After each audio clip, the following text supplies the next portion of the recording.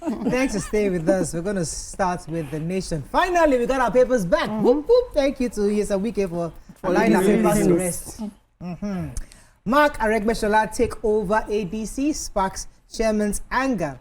Nigeria United Nations Capital Development Fund to sign interest-free loans and pact. Nigerian professionals for Caribbean.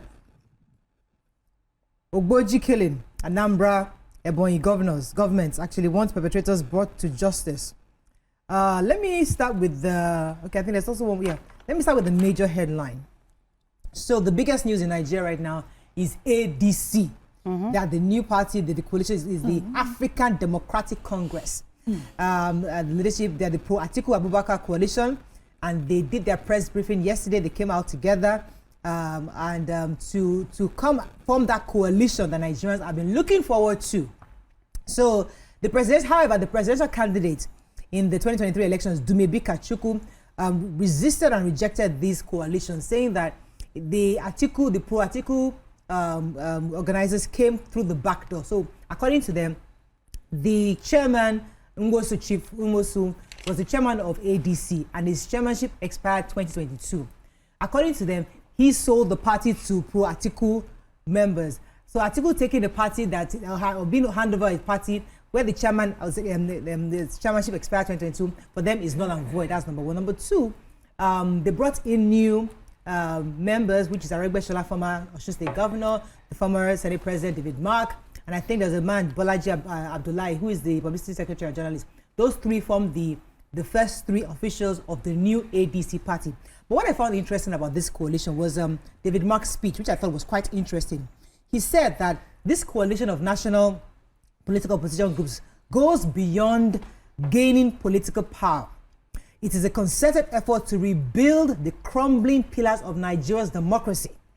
It will be the harbinger of democracy, where members of the party will reign supreme, the party that obeys its rules and constitution in the best democratic traditions. A party of equal stakeholders, equal joiners, and equal owners. I thought that was quite interesting, because one of the issues we had in political parties was the fact that there was no ideology, they were not adhering to their constitution, and they were being undemocratic a lot of times. Also, Aregbesola added that the political party is not just a platform for opportunity, it's not just a vehicle for political party, but it's going to be a tool to rebuild the tenets of democracy, which I think is quite interesting. So I'm happy for them. Congratulations to ADC. I hope they're able to do exactly what they hope to do, because what I'm hearing is that it's not about just taking power. It's about building democracy and ensuring that people actually adhere to the constitution and have a party of equals. And I hope they're able to include young people in that party, because for a thriving democracy, you need a very strong opposition. So if PDP is not working, let the ADC come in, and let it come in with a strong ideology, so that you can at least have a good opposition in the country. I don't want to we wish them the best. Well, so the Nigerian government and the United Nations Capital Development Fund have signed an MOU to raise interest-free loans for small businesses across the country. That's the sounds interest. like Sukuk. Yeah, no, it's not actually. It wasn't an Islamic based. I know it sounds like a Islamic based. It sounds like, because interest-free loans are what Islam is known for. So the media aide to the Minister of Foreign Affairs, Al-Qasim Abdul-Qadir, was the one who broke this news, that they reached this pact at the 4th International Conference on Financing Development in Spain, and that the minister is also pushing for this with the UNCDF. He's also pushing for a seat for us at a non-permanent seat at the United Nations Security Council for the year 2030 to 2031 term, and a lot of other things that he's doing. But for me, what stands out is this interest-free loans for businesses, and they say they're trying to use this to push for small businesses across the country to grow, small and medium-sized enterprises to grow. I hope that when it comes, there will be proper announcement, proper information for people to find ways to access it. People need it. I personally don't take interest-based loans. So okay, this one is about the outstanding university students to get 50 million grants, says the federal government. and the outstanding students of the public universities are to receive a 50 million venture capital grant. The federal government has said. The government explained that this grant is to open the students in science, technology, engineering, mathematics, and medicine, STEM fields. It added that the initiative is for high-achieving STEM students in Nigeria universities starting from 300 level. The Minister of Education, Dr. Tunji Alausa, announced this during an inauguration of the Research and Innovation Commercialization Committee, RICC. He also said that the initiative will roll out between September and October this year. He said the fund was set up through the Tertiary Education Trust Fund, TET Fund, in partnership with the Bank of Industry.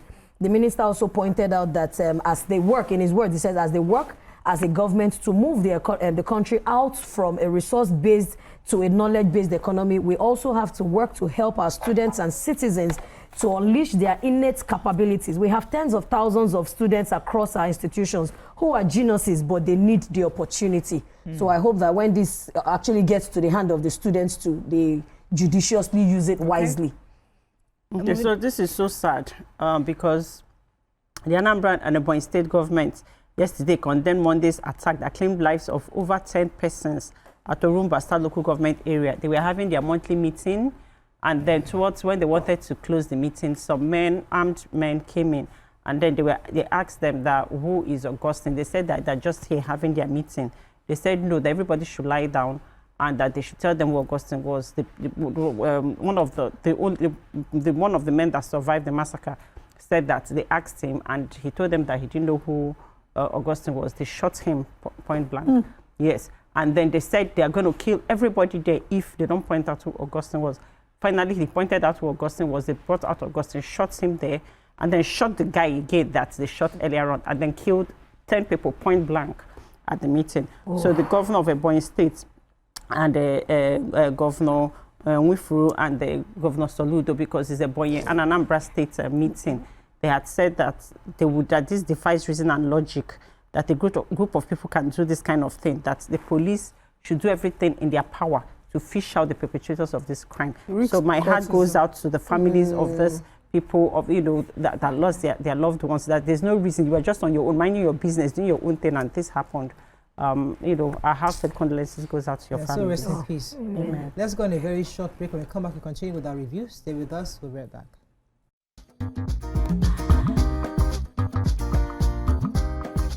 Stay tuned.